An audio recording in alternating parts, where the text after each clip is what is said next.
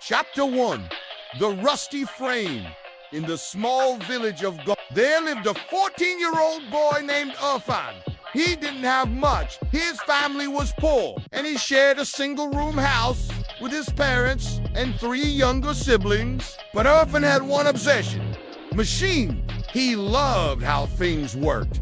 Wheels, gears, switches, anything mechanical excited him. One day, while collecting scrap near the railway line, he found an old broken bicycle frame with no wheels, rusted chains, and a bent handlebar. Any other kid would have ignored it, but Irfan's eyes lit up. "I'll fix you," he whispered, like the bike could hear. Chapter 2. The Junkyard Engineer. Every afternoon after school, Irfan visited a nearby garbage yard, collecting thrown-out metal wires, screws, and parts. He didn't have proper tools, only a bent screwdriver, a small hammer, and a lot of curiosity.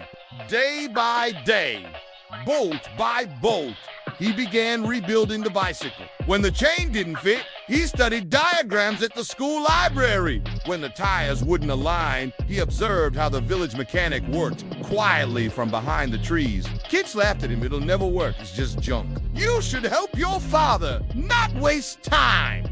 But Irfan kept going. Chapter 3. First ride, first fall. 3 months later, it was ready. A wobbly, scratched up, half-painted bike, but with working wheels, a functioning brake, and a crooked but sturdy seat. That evening, under a pink sunset sky, Irfan took it out for a ride. He pedaled down the dirt road. For 10 glorious seconds, he flew. Then the front tire hit a rock, and he crashed hard. Bruised, bleeding, and sore, Irfan sat in the dust, staring at his creation. He could have cried. He could have quit. But instead, he laughed softly.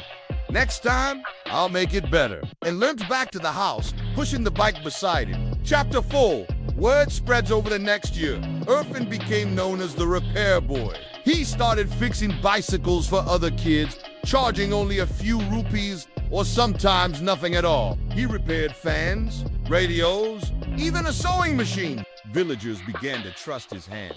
One day, an old man from another town brought a broken motorcycle to Irfan. "They say you're better than a city mechanic. Prove it." Irfan had never touched a motorcycle, but he spent 5 nights reading library books and watching online videos on a local shopkeeper's phone. On the 6th day, it roared to life.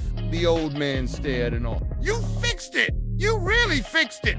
Word spread further. Chapter 5. From Bike to Garage by 17 Irfan had saved enough to rent a small shed near the bus stand. He painted a wooden sign. Irfan repairs bicycles, motorbikes. Hot soon, even teachers and local government workers came to him for help.